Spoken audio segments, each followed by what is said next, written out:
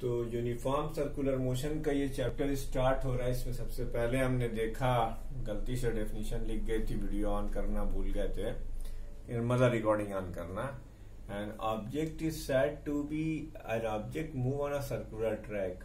If an object move on a circular track then the motion of the object is said to be in circular motion. Circular motion is an example of motion in plane. ये जो आपकी circular motion है, circular motion is an example of motion in plane. ये motion in plane का example है।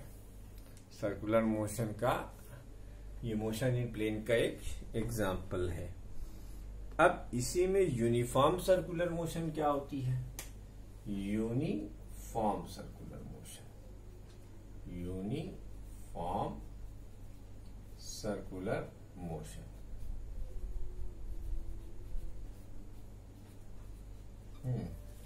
If an object move on a circular track such that the magnitude of its velocity, that is the speed, remains constant, then the motion of the object is said to be uniform circular motion. क्या definition है इसकी? कि if an object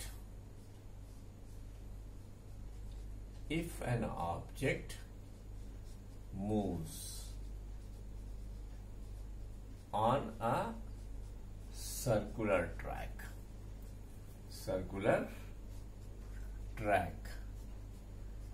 such that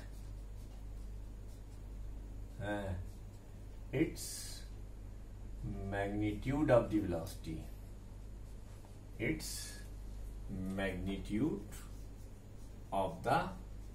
velocity, that is speed, remains constant, then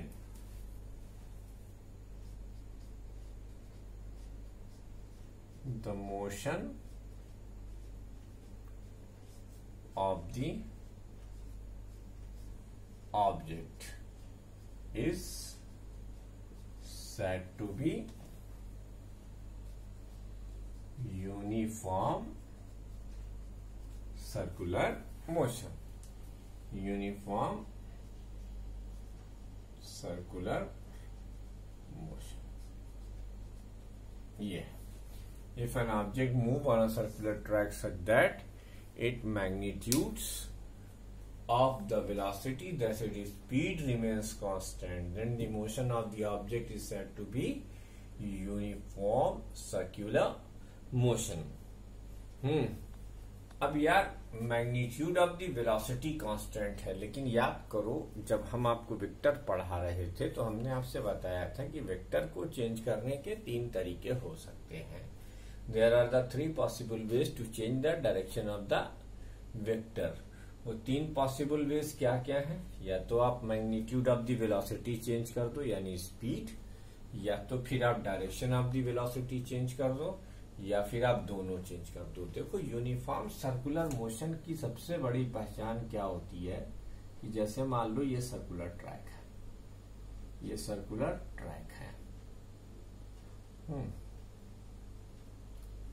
अब तुम्हें यह तो पता ही है कि अगर ये ट्रेजेक्ट्री है किसी पार्टिकल की, तो पार्टिकल की ट्रेजेक्ट्री के किसी भी पॉइंट पर खींचा गया टेंजेंट वहां की वेलोसिटी बताती है। मान लो ये पॉइंट ए है, तो यहां पर इसकी वेलोसिटी वेक्टर v होगा, लेकिन मॉड ऑफ v1 यानी magnitude of the velocity v है।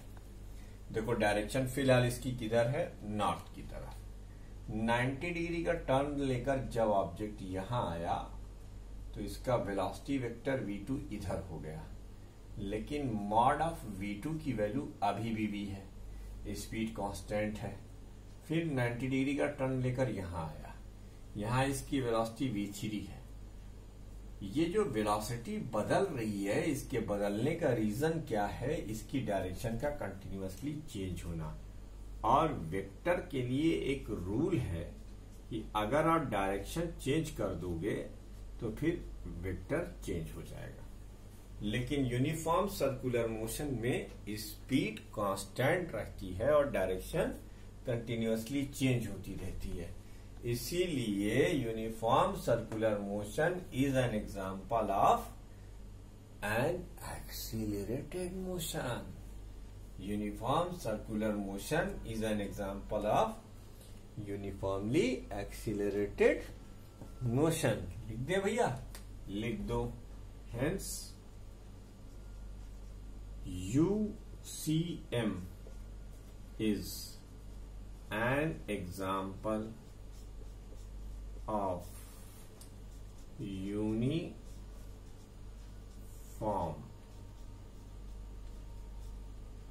circular motion. UCM is an example of uniformly accelerated motion. Sorry. Uniformly accelerated motion, while uniform linear motion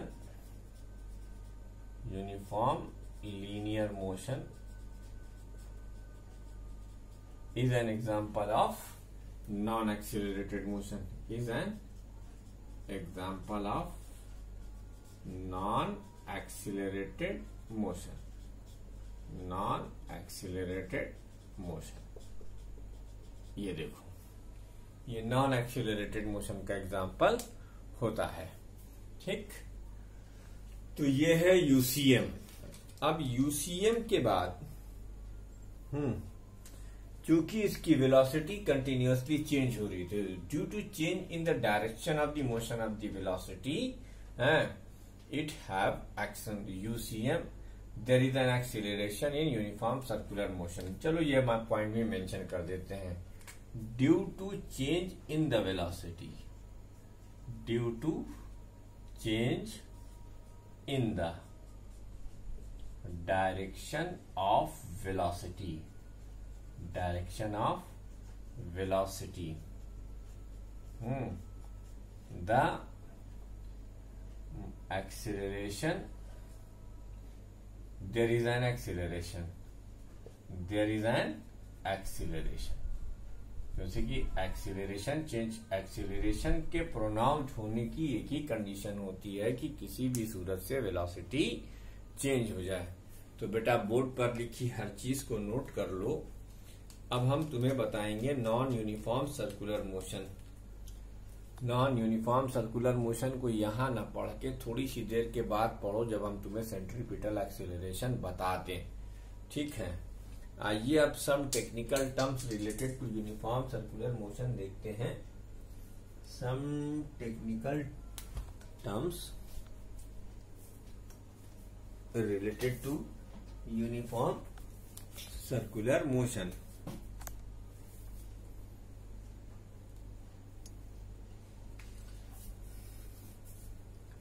Some technical terms related to uniform circular motion। कुछ technical terms के बारे में हम जानेंगे, इसे note कर लीजिएगा वीडियो को पॉज करके। Some technical terms related to uniform circular motion।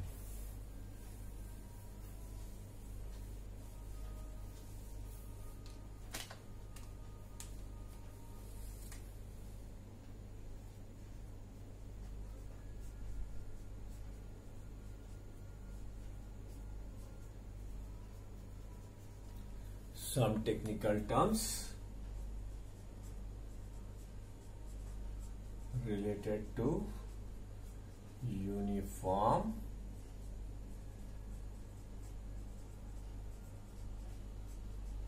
circular motion। इसमें हम सबसे पहले पढ़ेंगे एंगुलर डिस्प्लेसमेंट।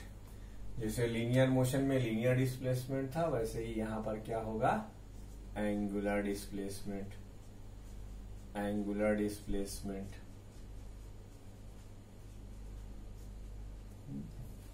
क्या होगा बेटा, एंगुलर डिस्प्लेसमेंट। ठीक, देखो जैसे मान लो तुम्हारे पास ही एक सर्कुलर ट्रैक है,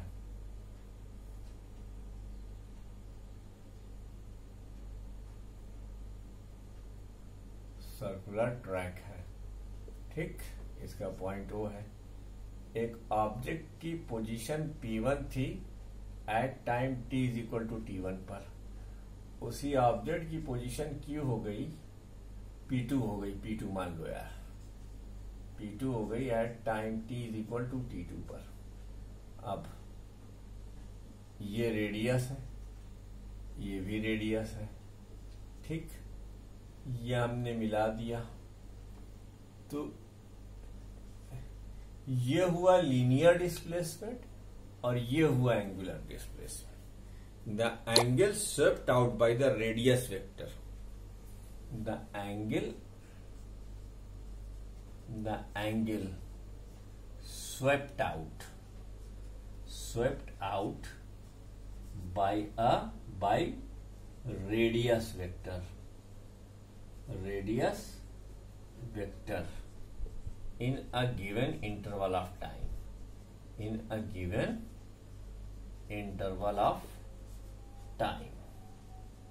is known as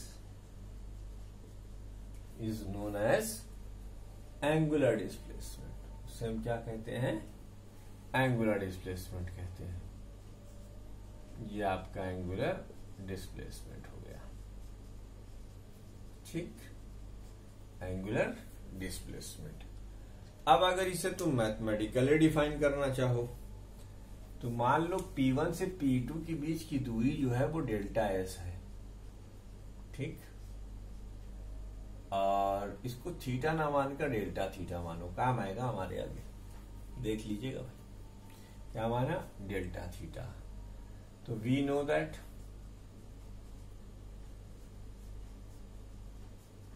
delta theta arc over radius, ये फार्मूला तो आपने पढ़ा ही है। इसको हम यहां पर डेल्टा थीटा को हम लिख रहे हैं एंगुलर डिस्प्लेसमेंट,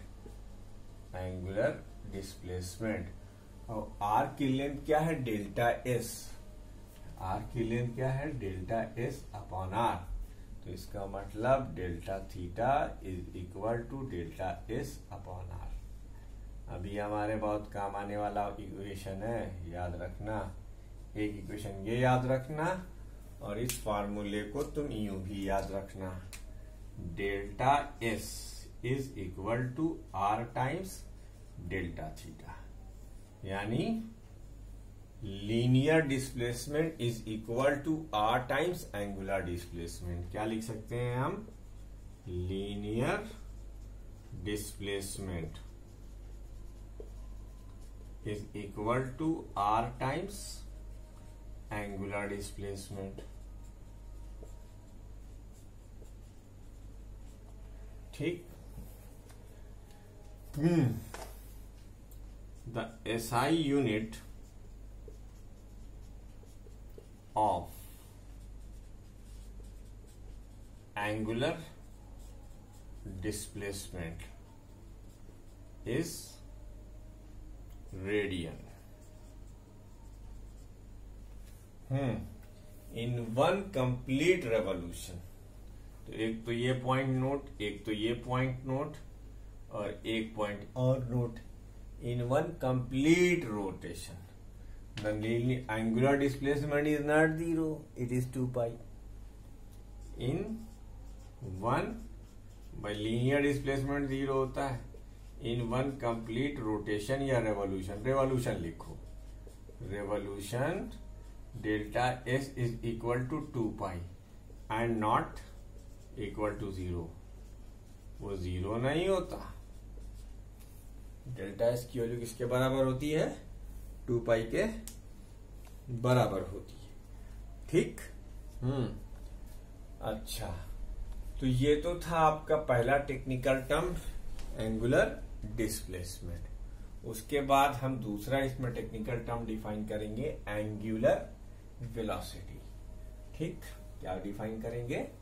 एंगुलर वेलोसिटी। बच्चों वीडियो को पॉज करके इसे पूरा नोट कर लीजिएगा, एंगुलर वेलोसिटी। अब एंगुलर वेलोसिटी डिफाइन करेंगे हम लोग। इस वक्त सुबह का 5 बज रहा है और एंगुलर वेलोसिटी, अजान की आवाज आप सबके कान में शायद पड़ रही हो, रिकॉर्डिंग हो रही है जिस समय, इस समय सुबह के 5 बज रहे हैं, 5 o'clock in early in the morning. नहीं, मैं इसलिए नहीं बता रहा हूं कि मैं आपके ऊपर एहसान कर रहा हूं, ऐसा कुछ नहीं, बस बता रहा हूं कि थोड़ा सा जो आवाज मेरी धीमी है या वो एनर्जी अगर आपको नहीं दिखाई दे रही है तो उसका रीजन यही है कि आज मैं कांस्टेंट वीडियो बना रहा हूं, इस वजह से थोड़ा सा एनर्जी अप डाउन हो रही है और आप देख रहे हैं 5:15 बज रहा है। तो angular velocity, the rate of change of, अब यही चीज हम पूरा फिर से ऐसे लिखे हुए हैं, अब लिखेंगे the rate of change of angular displacement, the rate of change of angular displacement, the rate of change of angular displacement is known as angular velocity. The rate of change of angular displacement is known as angular velocity. Let in time interval delta t, let in time interval delta t, the angular displacement, the angular displacement is delta theta, then angular velocity,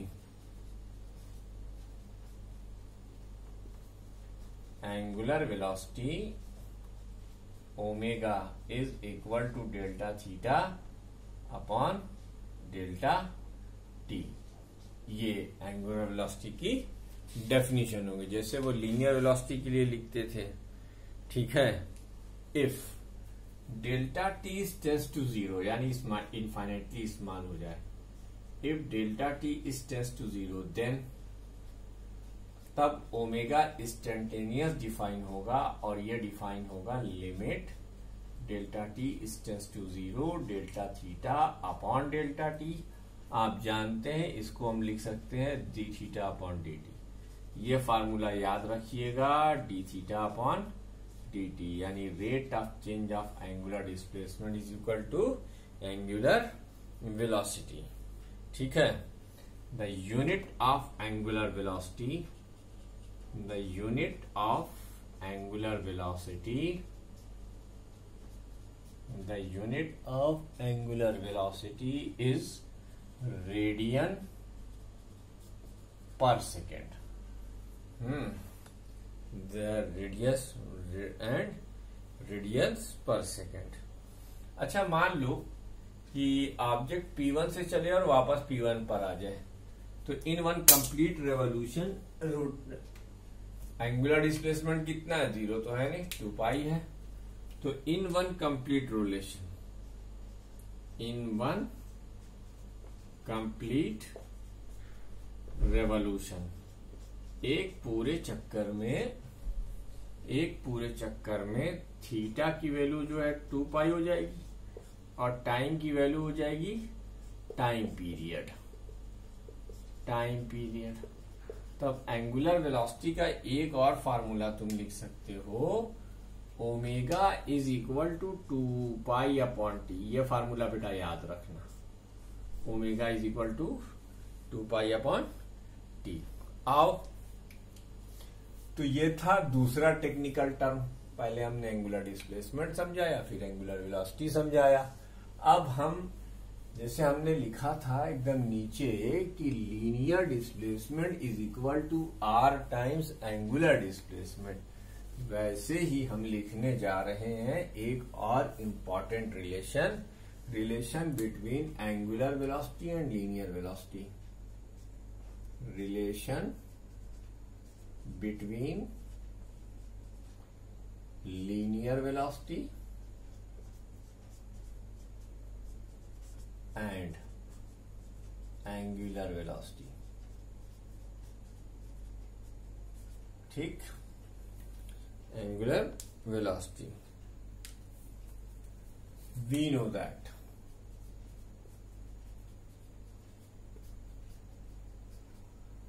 delta theta is equal to delta s upon r. ठीक, delta theta is equal to delta S upon R, dividing both sides by delta T and assuming delta T tends to 0. तब हम लिख सकते हैं limit delta T tends to 0 delta theta upon delta T, 1 upon R constant है, limit delta T tends to 0 delta S upon delta T. बेटा ये अभी थोड़ी देर पहले पढ़ाया था, ये ओमेगा है और ये 1 अपॉन आर टाइम्स और ये rate of change of linear displacement v हो गया. तो इसका मतलब v इज इक्वल टू क्या हो गया, r omega. So that is linear velocity of revolving particle is equal to radius times angular velocity. लेकिन बच्चों अगर इसका वेक्टर रिलेशन लिखा जाएगा तो फार्मूले में जरा तमीज लगानी पड़ेगी, क्योंकि कि देखो किसी एक्सिस के अबाउट घूमेगा तो ओमेगा पहले आएगा, आर बाद में आएगा. तो इसका vector relation R cross omega नहीं होगा, ओमेगा क्रॉस आर होगा. ये वेक्टर नोटेशन हो गया. वेक्टर नोटेशन में ध्यान रखिएगा, वेक्टर नोटेशन, यह relation between linear velocity and angular velocity हो गया. अब हम लोग इसके बाद पढ़ेंगे सेंट्रीपिटल एक्सीलरेशन, सेंट्रीपिटल फोर्स और सेंट्रीफ्यूगल फोर्स. आप चाहे तो पढ़ लें, चाहे तो छोड़ दें. जय हिंद, जय. अब इजाजत दीजिए, नेक्स्ट वीडियो में हम स्टार्ट करेंगे सेंट्रीपिटल एक्सीलरेशन, जिसका डेरिवेशन बहुत इंपॉर्टेंट है. Thank you very much.